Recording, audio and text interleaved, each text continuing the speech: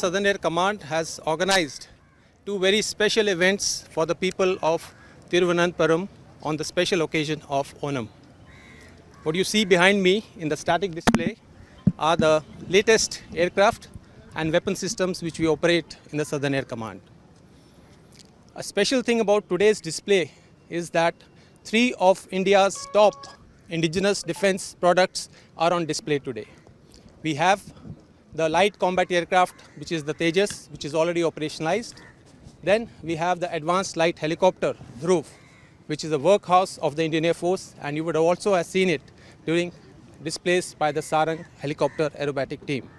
And then we also have the Rohini radar, which is the backbone of India's air defense network.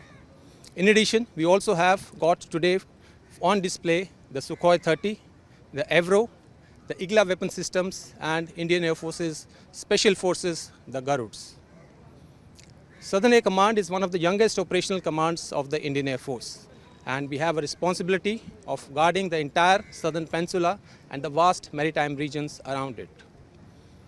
This year, we are commemorating 40 years of our raising, and as a series of which we had organized many outreach events. Our focus was mainly towards the younger generation and the children from the various schools, colleges, and universities. We selected 12 students from 6 schools after an inter-school quiz competition, and we had got the Indian Air Force's para hand glider to this very base from Sulur, and we gave air experience to all 12 children. We do surely hope that the thrill of flying will motivate them to join the Indian Air Force in the future. After this static display, we all will move to the Shanghumugham Beach, where we have planned a grand musical evening for the public at Thiruvananthapuram. This would be Indian Air Force's tribute to the God's own country and its wonderful people.